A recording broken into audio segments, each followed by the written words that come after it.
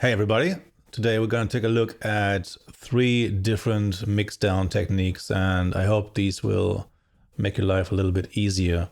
There are many traps you can fall into when mixing down your tracks, and especially when you make techno, because a lot of people tend to mix while they're producing. I've selected 3 different topics, and let's straight dive into the first one, which is resonances. So for this scenario, I chose a 909 right because these are known to have some nasty frequencies in them that we don't want in our track, because if you amplify these things on a club sound system, on a massive PA, they're gonna pierce your ears. We don't want that. So let's get rid of some of the resonances in this ride. Let's have a listen first to the original. And it doesn't sound too bad, but once we're done with the EQing process, we're gonna do a before and after, and you will hear a massive difference. So the first thing you want to do is put all your cues in EQ8, in my case, or whatever EQ you're using. Use the narrowest Q factor you can have, because we're gonna have these really precise results. And I also have the EQ8 here in solo mode, so whenever I touch one of these bands, I am only gonna hear the frequency I'm working at.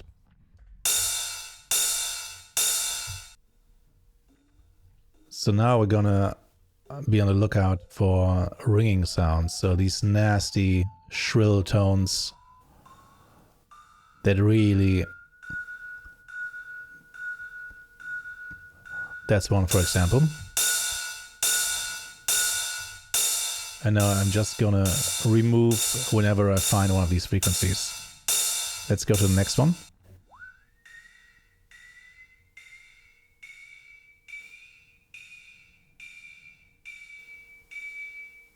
Ooh, that's bad.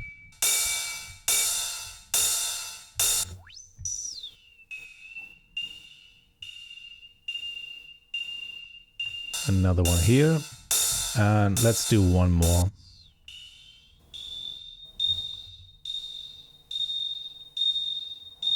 This one seems about right.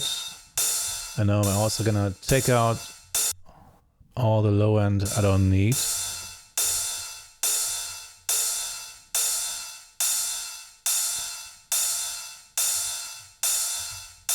I have to be a little bit careful, because I tend to take out more of the low end than what is necessary, and then you have the problem that your original sound doesn't have any body anymore.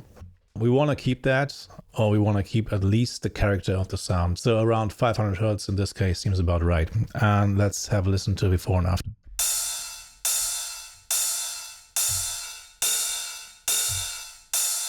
I'm actually going to back up a little bit on the low cut.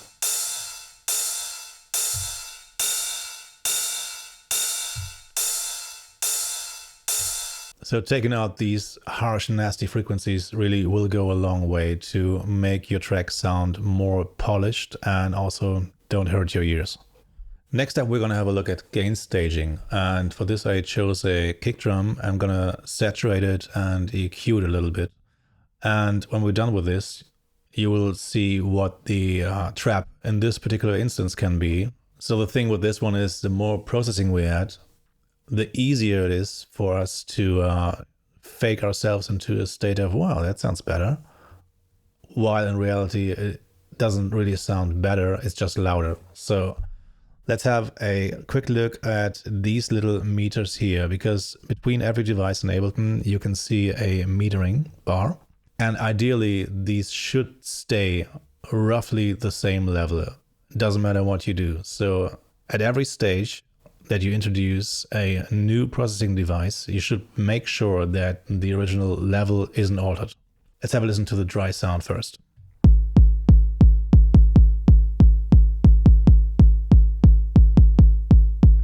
So typical 909 kick drum, nothing special, and we're peaking it around -8.5 dB here. If I reset this and introduce my first effect, which is a saturator, we're gonna introduce new harmonics, and we're making the signal louder.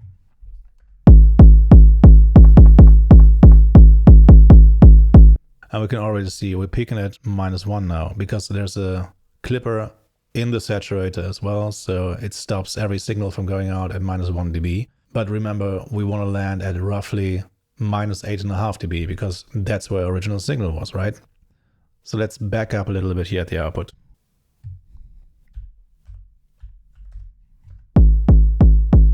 And now we're seeing -9.5. That means I'm gonna add 1 dB here.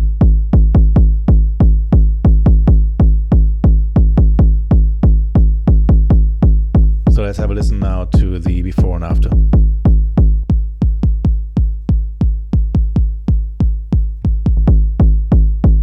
And you can see our metering bars remain the same. Of course, we're changing the peak behavior because saturation is also a kind of compression, so everything is smushed a little bit more together, but the RMS is staying roughly the same. And to really hammer home this concept, I'm also going to introduce an EQ. These are my settings. Let's have a listen.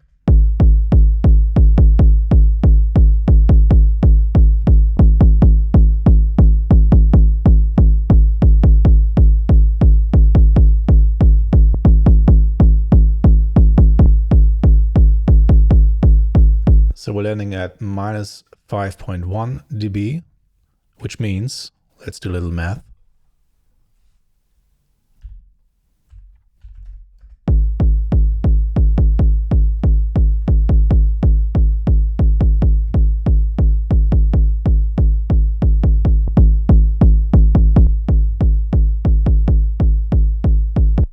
Which means I'm gonna have to take out a little bit more than 3 dB at the end of the EQ stage. Let's look again at the meters.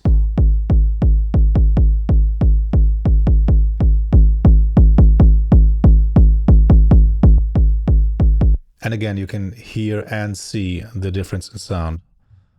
So let's group these together and have a proper before and after listen.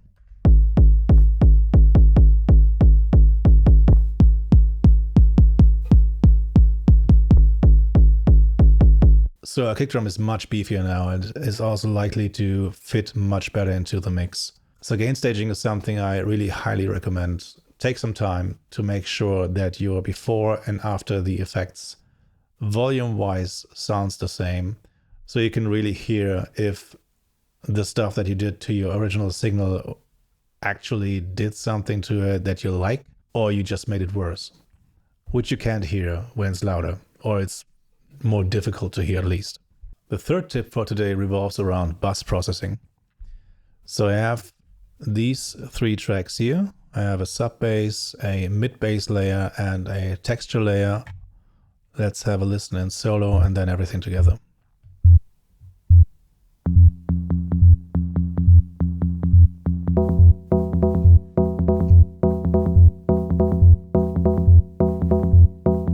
So this group covers a frequency range from the super deep subs up until well into the mid-range.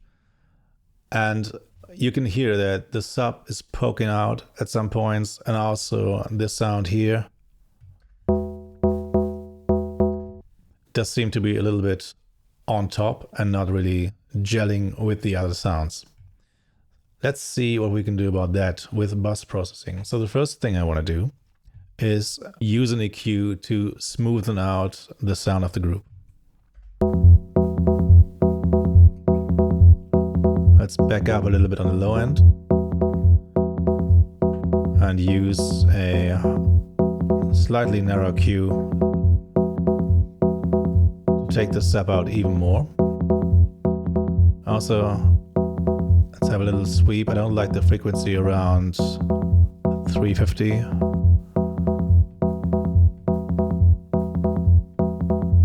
And let's give it a boost in the higher mids. And of course, before and after.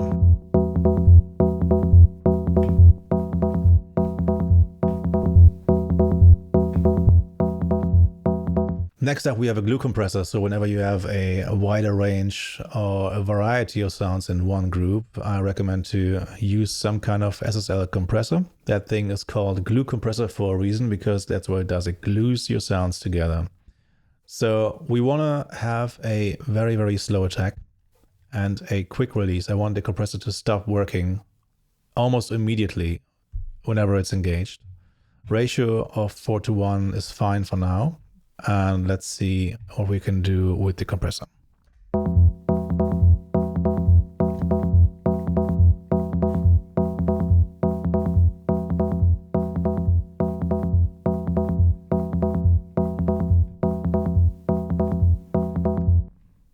So there are a few schools of thought when it comes to glue compressing. Of course, if you have a lot of low end in your group, and especially if you put it on a drum group, then the concept always will be more or less kiss the needle. So this needle here is barely moving, but you're gonna hear the effect, or you rather feel it when the compressor is off. In a group like this, you can get away with having a slightly more drastic setting. So you can see we're reducing the volume at around 4 dB, and we're gonna have to make up for this with the makeup gain.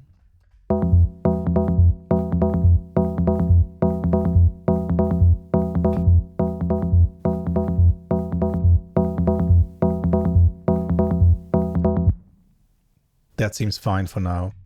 And now I'm gonna introduce a little bit of dynamic tube, because this also has a very gluing things together factor.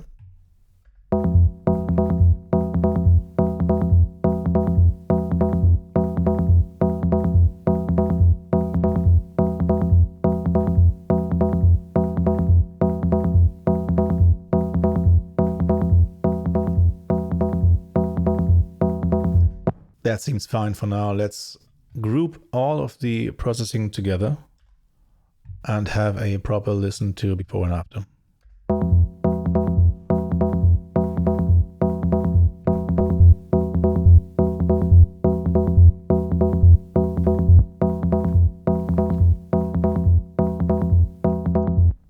And we can see we're missing roughly 2.5 dB here.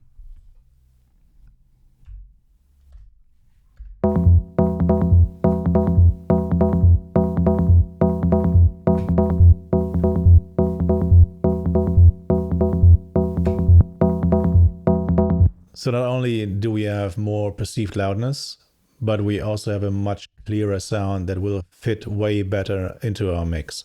So in summary, if you make it part of your workflow to get rid of nasty frequencies in your mix, really take care of your gain staging. So make sure that you don't overpower yourself and your ears with anything that's louder but not necessarily better. And use bus processing on your groups, especially transient heavy groups like percussions and drum buses, because it will make it way easier to have a polished and good sounding mix with enough headroom. And these were only 3 techniques to achieve a professional sounding mixdown. Of course, there's a lot more we could cover, so let me know in the comments below if you want to see more of this content in the future. That's it from me today. As always, make sure to check out our website, sine.de, and I'm going to see you in the next one. Take care.